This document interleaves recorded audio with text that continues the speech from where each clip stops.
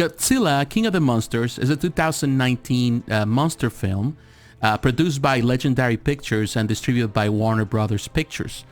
Now, it was directed by Michael Daughtry. This is the sequel to the 2014 Godzilla movie and the 35th installment in the franchise. Now, I was really looking forward to this film. Growing up back in the, before, cable era, I used to have, watch this channel, and every Sunday in my hometown, every Sunday they have a Godzilla films, some Japanese films, and a lot of dub stuff, but also sometimes they have the original language just translated. And I really enjoy it. And actually, that was the beginning for me with the fascination with it, miniature stuff, with really small stuff. And because I love, seeing Godzilla tearing apart this Tokyo or any other part of Japan.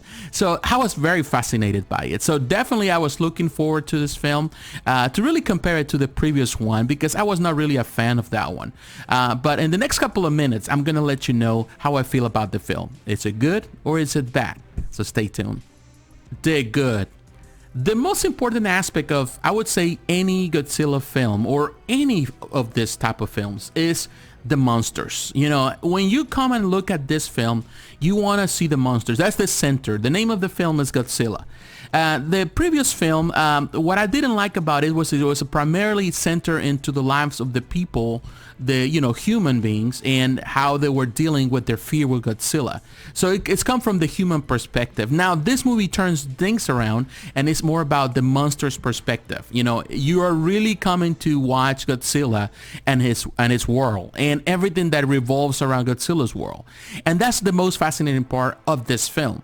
It really feels like it. And not just that, what I really enjoy about the film is that it has this Japanese vibe. Everything reminds you of that. Of course, it's in a modern setting, so the effects are better than they used to be. You're talking about movies that came out back in the 60s and 70s.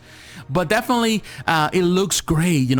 I love the how you feel like from the moment that you come to the theater, you feel immersed in the spectacle, because it's a spectacle to see these giant creatures fighting each other.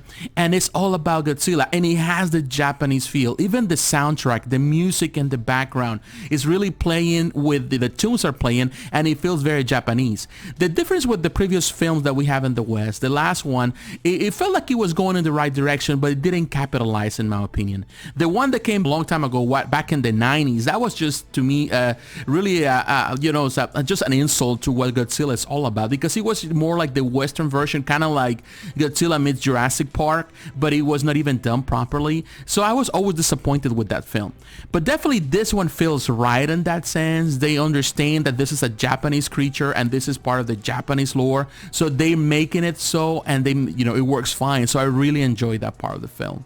Another great aspect of the film is the CGI, is the special effects. In my opinion, they're some of the best in the industry. They're definitely capitalize. They really make those those figures, those monsters look so big and huge and realistic, and I really enjoy it. You have classics, and of course you have in this case Godzilla, but you also have King Ghidorah, you have Mothra, you have Rodan, who are definitely classic, pretty much monsters, and it looks great. The fights in the sky with the planes, trying to fight these creatures, the destruction of all the cities, definitely all look so realistic, and everything was done well. I really felt engaged with it. Of course, you understand that this is kind of like a Japanese mythology, and so there's some extreme situations where they're unrealistic, and some areas like in this island in Mexico where it felt kind of unrealistic, the destruction, but you have to see it from the source material, and definitely it really plays homage to that, and it feels well, and I feel so confident. The sound, everything was part of the experience. So if you're watching this particularly on IMAX or anything on 3D, definitely it feels engulfing. It feels that you are part of the film. The bad. Now it's time to talk about the bad. Well, the movie is great because it has everything. It follows the themes, the Japanese theme of Godzilla, and it really plays homage to it, and it feels Japanese all around, but it's done in a Western setting.